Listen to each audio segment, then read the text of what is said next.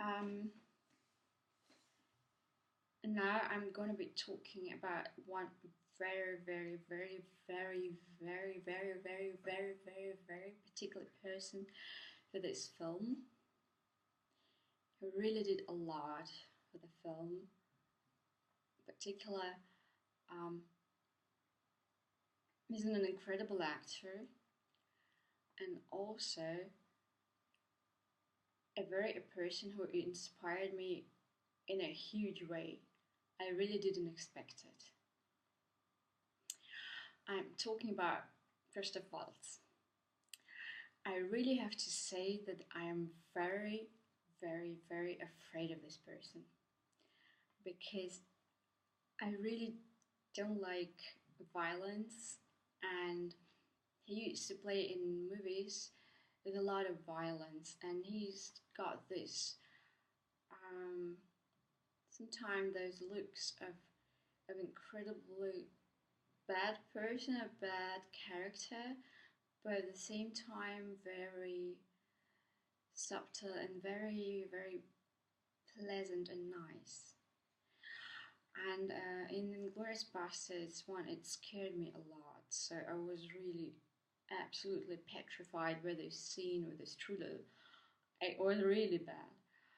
And I was absolutely shivering, and I was absolutely disgusted, so I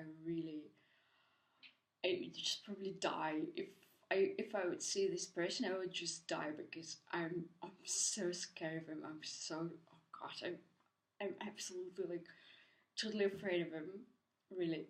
So yeah, and this person was like logically got to appear in the second movie because he was a very important person in the first movie, so I thought I really have to give him a job. So um, I was writing this, I was starting to write it in Vapiano in Vienna, and because there is the voice of God in this movie, played by Stephen Hawking, I thought that should be the voice of evil in it and be played by Christoph Waltz, because I'm sorry, Christoph, but I thought sometimes you're so scary that you just have to take the part of, of evil. I'm so sorry. And then I was like reading some lines in Vapiano. I was watching some interviews and I was like um, looking up Christopher Waltz somewhere in an internet, and I was like literally reading a lot about him and watching some movies, etc. So I was actually very, very touched by his manner and by his personality. So I thought, oh my gosh, it's impossible to give him the part of evil. He's so very unevilish. It's just really, it's just possible.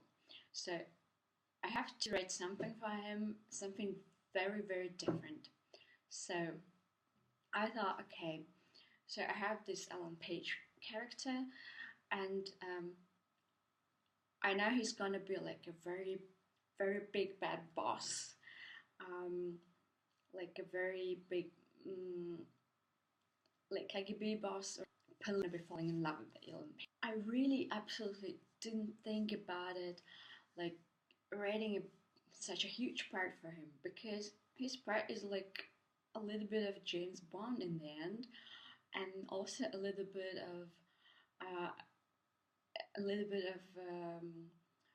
this Edward from Twilight. He's like so very romantic from one point, from one side, but for the second time, he's so very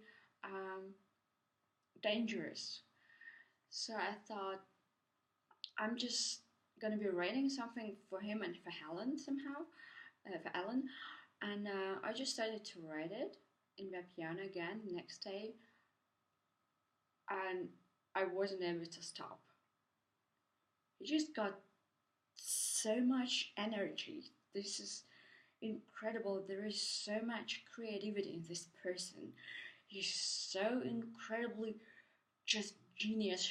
He's so inspiring that I wasn't able to stop at all. I was just like looking at this photo, and I was just writing for hours and hours and hours and hours, and I just kept writing through like 1, 2, 3, 4, 5 days, all about them, these fragments of them, and I was like, oh my god, it's actually the energy and the creativity of this actor, which puts me totally in the absolutely different point of this film, different point of view, because I wasn't I wasn't about writing. I wasn't thinking about writing something like romantic for him and Ellen at all.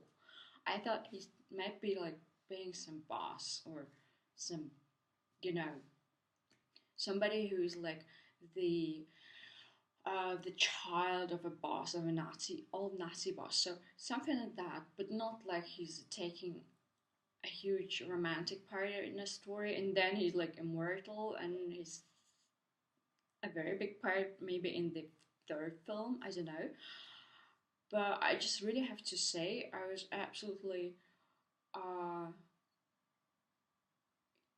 I was like speechless about this actor because I wasn't able to stop. I don't know exactly. It was not my idea. It was, I mean, it was my idea, all of it, of course, but it was absolutely just his energy and his influence on me to go this way and to bring the film to this point because, um, I mean, he stays in the film until the very final scene, and that wasn't my idea. It wasn't my aim. At the very beginning, my aim was really to put Alan and this brother together, finally together, without Christoph in it at all. But somehow he just like made it through to the very ending, and I mean he stayed there actually in the very end. So I just have to say a huge thank you. You're incredibly inspiring person. You're just an incredible actor. I'm still afraid of you, but you're really very inspiring to me, and you're just a huge, somebody I'm looking up to. Thank you.